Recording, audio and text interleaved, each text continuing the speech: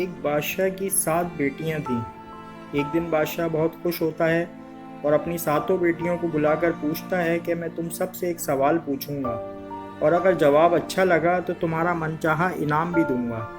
سب ایک قطار میں کھڑی ہو جاؤ اور ایک ایک کر کے بتاؤ کہ تم کس کا دیا کھاتی ہو، کس کا دیا پہنتی ہو۔ 7 میں سے 6 بیٹیوں نے کہا، ابا حضور آپ کا دیا کھاتے ہیں اور آپ کا دیا پہنتے ہیں، آپ ہی کی وجہ سے ہماری یہ شان و شوکت ہے۔ یہ سن کر بادشاہ بہت خوش ہوا اور سب کو اس کی من پسند چیز دے دی۔ جب سب سے چھوٹی بیٹی کی باری آئی تو اس نے کہا کہ میں اللہ کا دیا کھاتی ہوں اور اپنی قسمت کا پہنتی ہوں اور یہ میرا نصیب ہے۔ بادشاہ یہ سنتے ہی آگ ببولا ہو گیا اور کہنے لگا، اے کمبخت، تو نے میری ناشکری کی ہے، تجھے اس کی سزا ضرور ملے گی۔ شہزادی نے کہا، جو حکم ابا حضور۔ بادشاہ نے سپاہیوں کو حکم دیا کہ جاؤ اسے جنگل میں چھوڑ آؤ، میں بھی دیکھوں کہ یہ میرے بغیر کیسے اللہ کا دیا کھاتی ہے اور اپنے نصیب کا پہنتی ہے۔ شہزادی سے تمام زیورات واپس لے لیے گئے اور خستہ حال کپڑوں میں بغیر کسی ساز و سامان کے بادشاہ کے حکم کے مطابق جنگل میں تنہا چھوڑ دیا گیا۔ لیکن شہزادی بہت پرسکون مطمئن تھی اور توکل اللہ تھی کہ جو اس نے رزق اور عیش و عشرت میرے نصیب میں لکھی ہے وہ مجھے ضرور ملے گی۔ سب سپاہی شہزادی کو چھوڑ کر واپس چلے گئے۔ شہزادی جنگل کو دیکھنے لگی، چاروں طرف درخت ہی درخت تھے اور دوپہر سے شام ہونے والی تھی کہ شہزادی نے سوچا کیوں نہ کچھ لکڑیاں جمع کر لوں تاکہ رات کو آگ جلاؤں، پھر کوئی جنگلی جانور پاس نہیں آئے گا اور رات بھی گزر جائے گی۔ شہزادی جنگل میں لکڑیاں ڈھونڈنے چل پڑی۔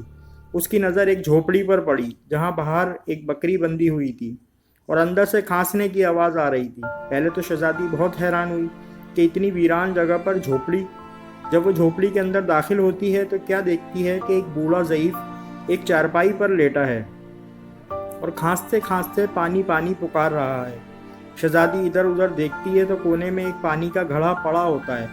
وہ گلاس میں پانی بھر کر بوڑھے ضعیف کو پلاتی ہے اور جھوپڑی کی صاف صفائی کرتی ہے۔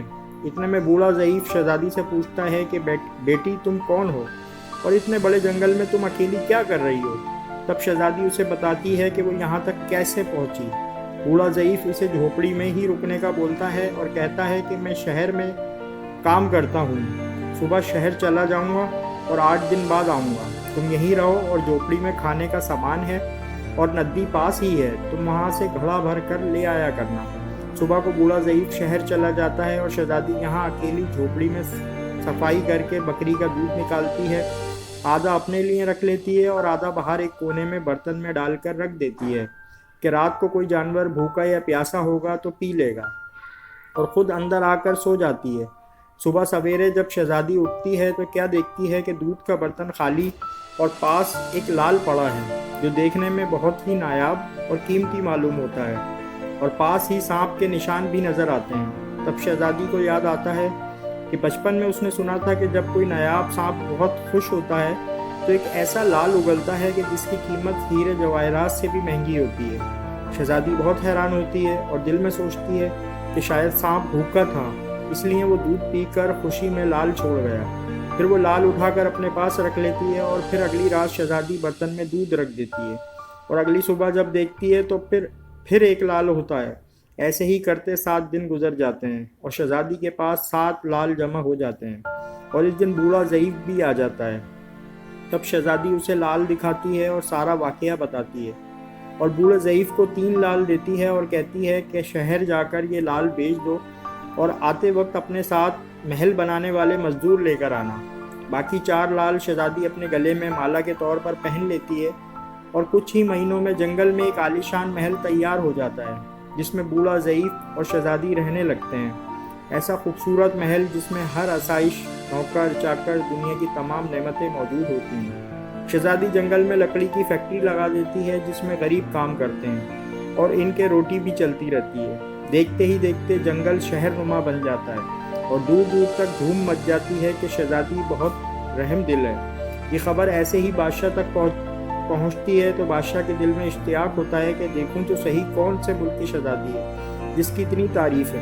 بادشاہ سپاہیوں کے ہاتھ پیغام بھیجتا ہے شہزادی سے ملنے۔ یہاں شہزادی کے سپاہی جب شہزادی کو بتاتے ہیں تو شہزادی یہ حکم دیتی ہے کہ بادشاہ سلامت ایک شرط پر ہم سے مل سکتے ہیں کہ وہ اپنی تمام بیٹیوں کے ساتھ آئیں۔ سپاہی جا کر بادشاہ کو پیغام دے دیتے ہیں۔ ایک دن بادشاہ اپنی تمام بیٹیوں کے ساتھ شہزادی کے محل جاتا ہے۔ شہزادی ان سب سے ملتی ہے، چہرے پر نقاب کر کے، اور ان کے لیے 7 رنگ کے کھانے پیش کرتی ہے، اور ہر کھانے کے ساتھ اسی رنگ کا جوڑا زیورات پہن کر آتی ہے۔